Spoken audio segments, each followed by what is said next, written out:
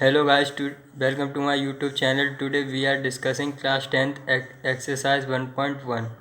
Question first. Express each number as a product of its prime factors. तो हमें इन सब के प्राइम फैक्टर्स निकालने, तो आइए हम निकालते हैं पहला सॉल्यूशन 140 के प्राइम फैक्टराइजेशन।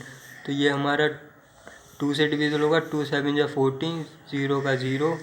अभी हमारा फिर से 2 से डिविजल होगा, 2 3 या 6, 2 5 या 10। अभी हमारा 5 से होगा, 5 7 या 35। अभी हमारा 7 से होगा, 7 बन जा 7। तो हमारे 140 के प्राइम फैक्टराइजेशन क्या निकल गया, हम इसे सिंपली फॉर्म में लिखते हैं।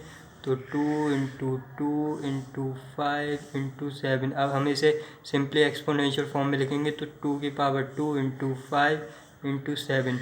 दिस इज हमारा आंसर। अब आइए हम दिखाते हैं सेकंड सॉल्यूशन। ये हमारा 156 है, 156। ये हमारा अब किससे डिविजल होगा, ये हमारा 2 से डिविजल होगा, क्योंकि लास्ट में इवन नंबर है। तो 2 7 जा 14, 2 8 जा 16। अभी हमारा फिर से 2 से डिविजल होगा, लास्ट में इवन है, 2 3 जा 6 और 2 9 जा 18। अभी हमारा 3 से डिविजल होगा।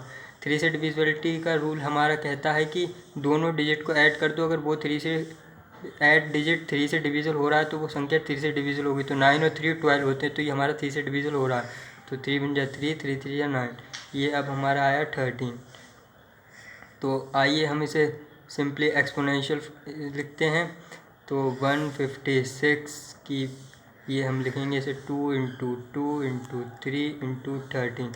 अभी हम इसे सिंपली एक्सपोनेंशियल में लिखते हैं। तो 2 की power 2 into 3 into 13। This is हमारा सेकंड आंसर। आइए थर्ड आंसर देखते हैं, थर्ड सॉल्यूशन। ये हमारा है 3 8 2 5। अभी हमारा 5 से डिविजल होगा,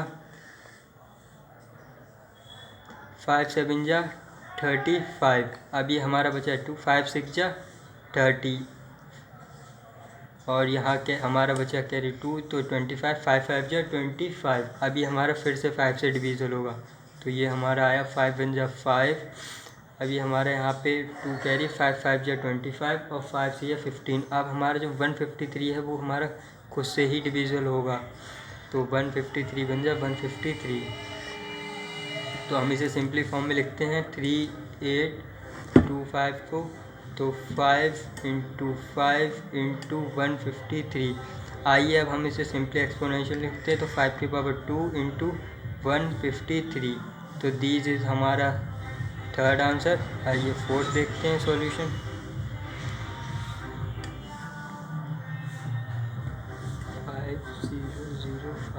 अभी हमारा 5 से डिविजल होगा, तो हमारा 5 1 जा 5, 0 0 5 1 जा 5। अभी हमारा 7 से डिविजल होगा, ये हम देखते हैं। तो ये हमारा होगा 7 1 जा 7। हमारा 3 कैरी का, यहाँ 7 4 जा 28, 2 कैरी 7 3 जा 21। अभी हमारा 143। अब ये हमारा देखते हैं किससे डिविजल हो रहा है। ये हमारा 11 से डिविजल हो रहा है। तो 11 बन जा 11, 3 कैरी का 11 3 जा 33। अभी हमारा 13 खुद से ही होगा, तो 13 बन जा 13। तो अब हम इसे सिंपली फॉर्म में लिखते हैं। तो 5 0 0 5 हमने लिखा।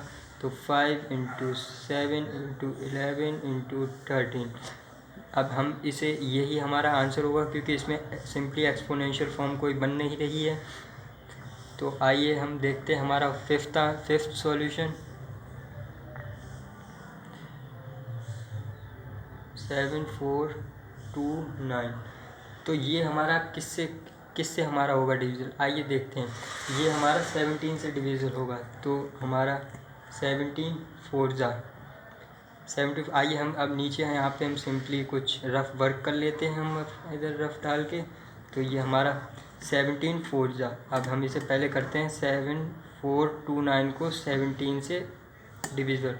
तो 17 4 जा हमारा 17 4 जा 7 4 जा 28, 2 कैरी 4 1 जा 4। यहाँ से ये हमारा आया 17 4 जा 68। अब हमारा इधर हमारा एक कैरी आया, तो इधर हमारा हो गया 14। तो ये हमारा बचा 6।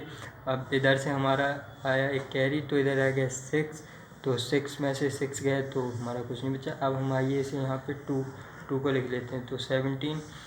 अब हम देखते हैं क्या ये हमारा, अब ये हमारा 3 से डिविज़ल होगा 17 से फिर से। तो एक बार हम इसे लिख लेते हैं, 17 को अगर 4 से डिविज़ल किया तो हमारा 17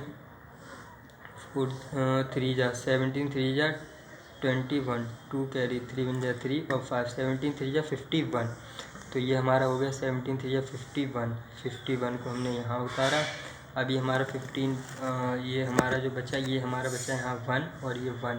अब हम इसे उतार लिए 9। तो ये हमारा हो गया 17 7 जा 17 7 जा 119। तो ये हमारा हो गया 17 7 119। तो ये हम लिख लेते हैं 17 7 119। अभी हमारा किससे होगा, अभी हमारा 19 से होगा। अब 19 से एक बार देख लेते हैं, तो 92 जा 38 बचे हमारे 38 39 40, ये बचे 57। तो हमारा 19 3 जा 57। अभी हमारा 23 को सही डिविज़ल होगा। अब आइए हम इसे सिंपली में लिख लेते हैं 7429। तो ये हमारा हो गया 17 × 19 × 23। ये हमारा आंसर यही रहेगा, क्योंकि इसकी कोई सिंपली एक्सपोनेंशियल फॉर्म नहीं। Thank you for watching my video.